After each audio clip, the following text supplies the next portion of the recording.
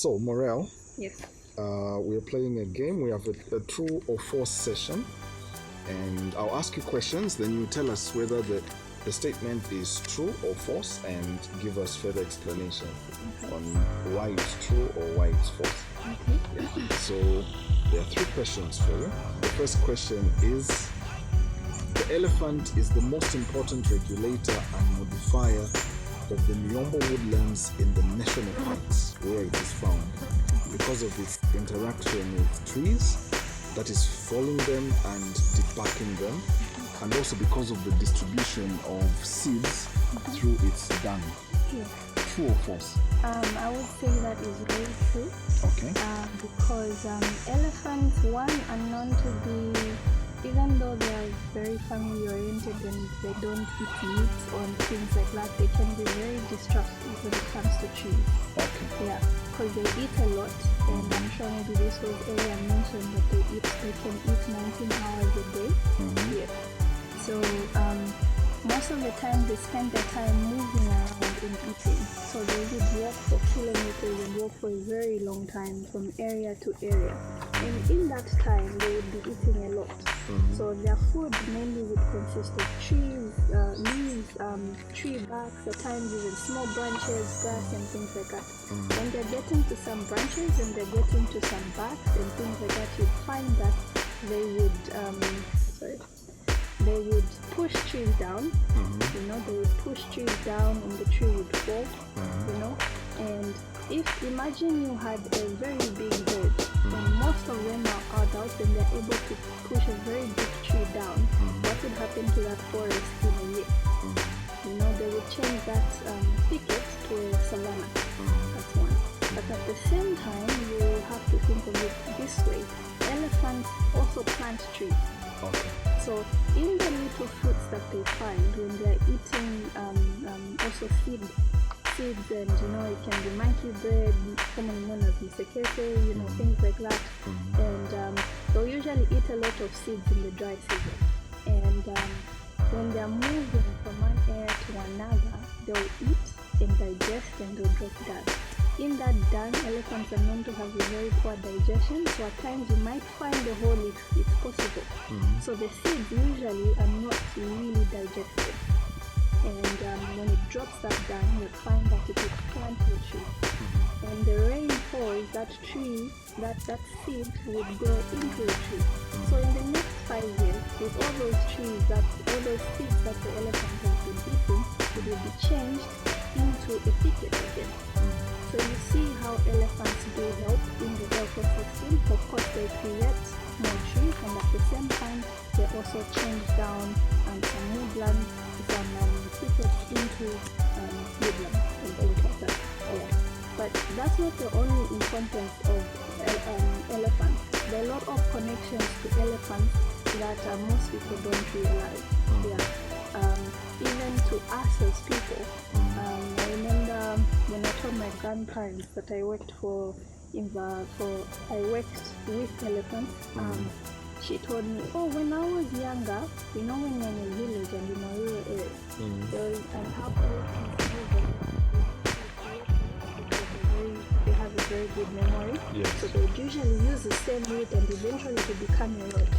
In the olden days, people used to use those routes to connect village to village.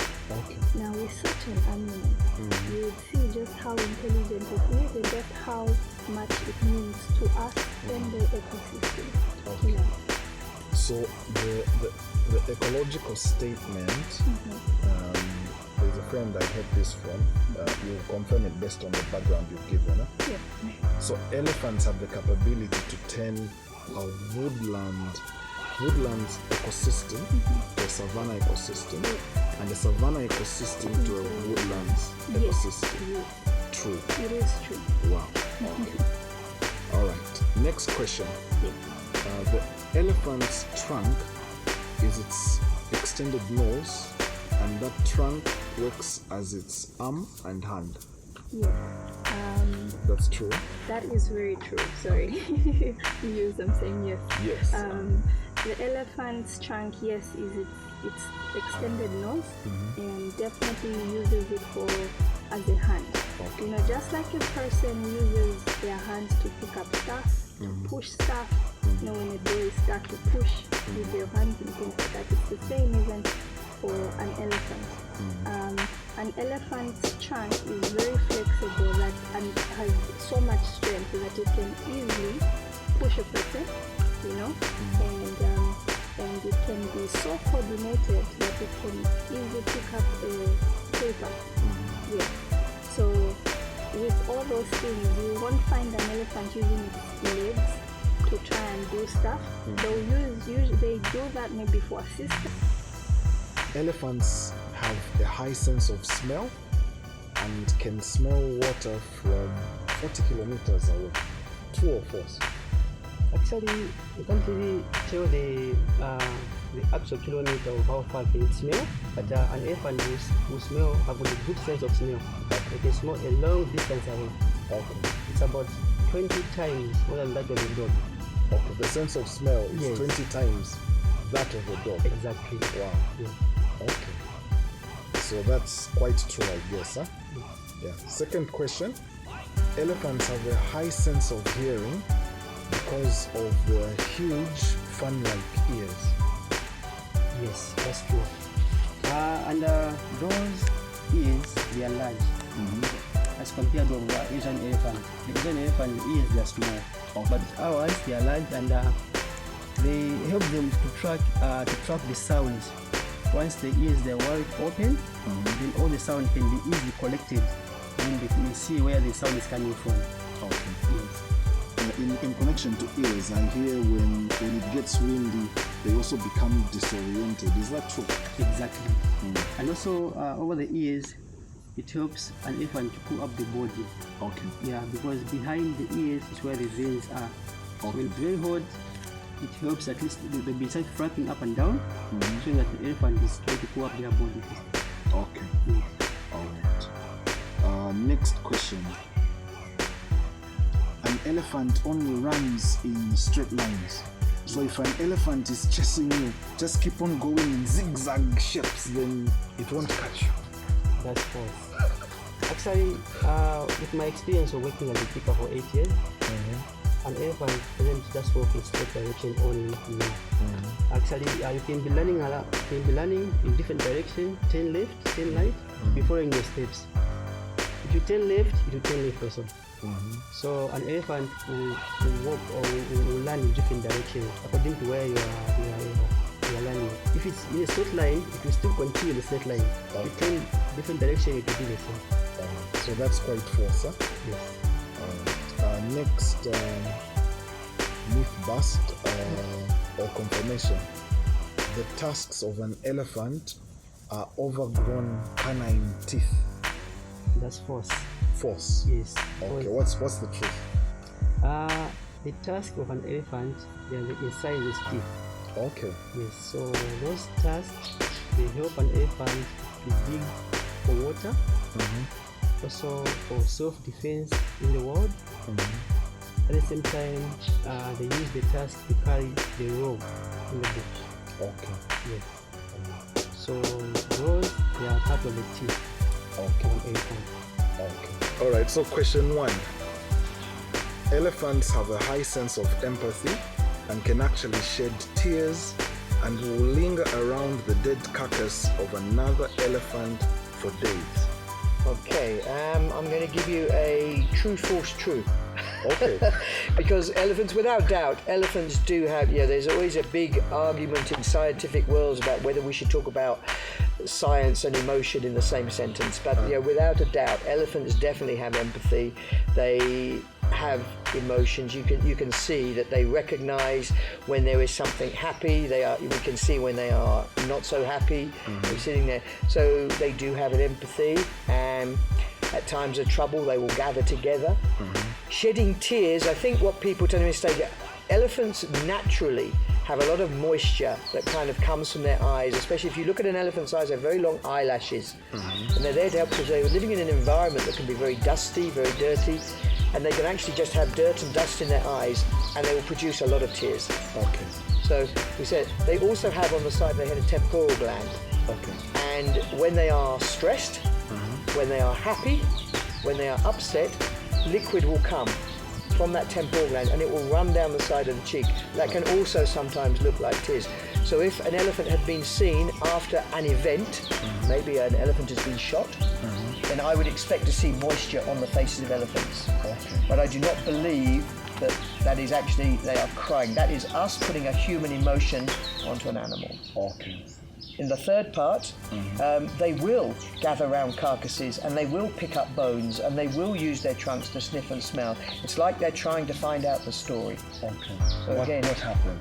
Yeah, or there's something here. They are very, very curious creatures anyway. Okay. So they were quite likely to any carcass they would investigate. But they do seem to be drawn. There's plenty of studies that show that there are places when there are bones that they will spend time. Okay. Or they will go to the body. I mean, people have seen elephants pick up branches and put them on the body of a dead elephant. Now again, we quite often put a human emotion like, oh look, they're covering the body because they want to give it a good burial.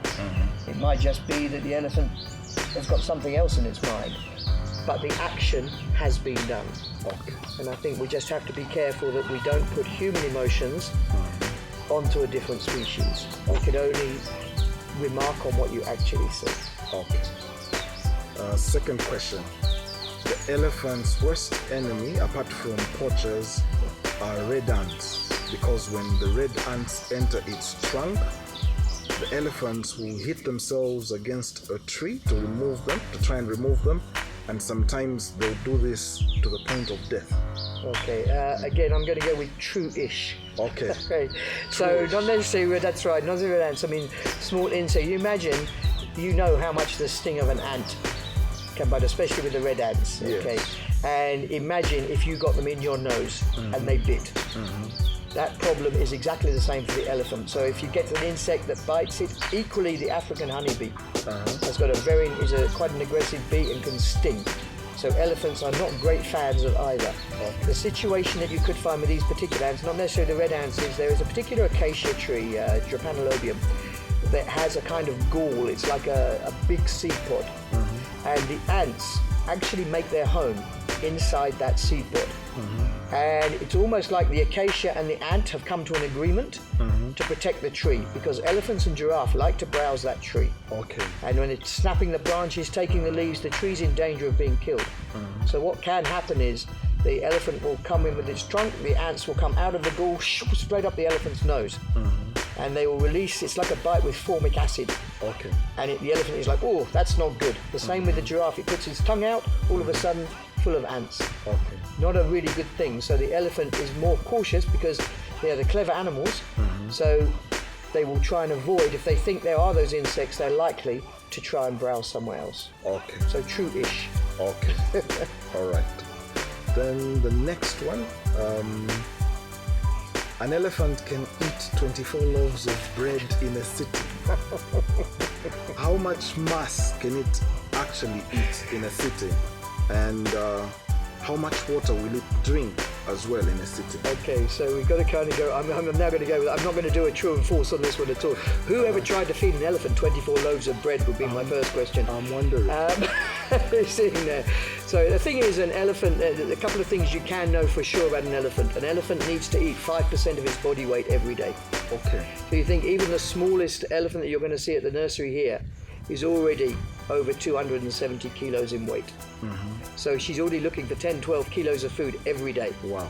A big bull elephant could be looking for 300, even 350 kilos of food every single day, just to maintain body.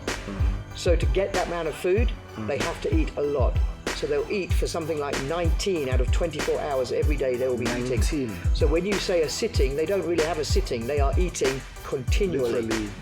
And the only time they're not eating is when they're walking from one food source to the next. Okay. And then they eat again. And they'll even doze against a tree. They very rarely stop, sleep, get up and start again. It's a constant eat and walk, eat and walk. Okay. They can, I mean, so a lot of food every day, 300 to 350 kilos.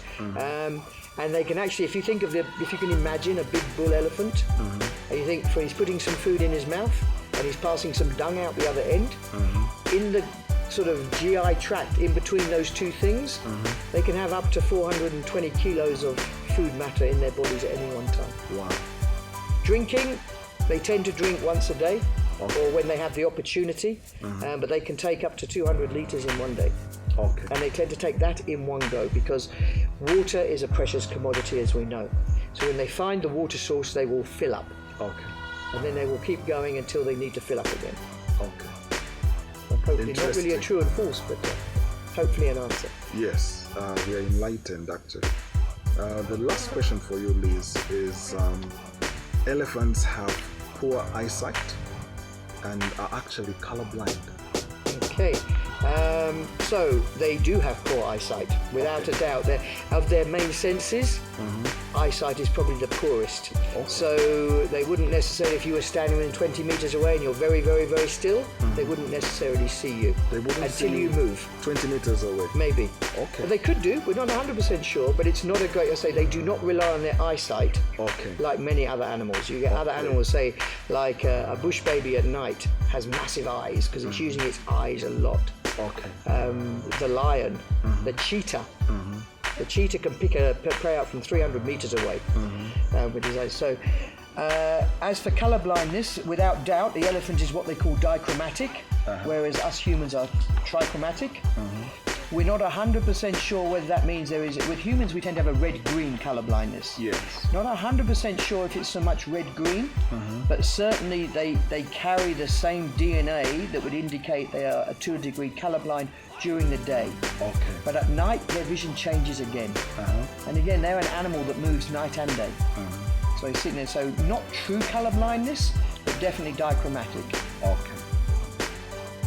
Thank you so much for answering the challenge. You're welcome. So Liz, thank you so much for enlightening us and giving us a bit of a background to what you do here at Game Rangers International. No, you're very welcome, and I say for us, the more people that can come and talk to us, we're happy to educate. You know, knowledge is power, and the more we educate, the more we can achieve together. So thank you for coming. All right. Thank you for having us.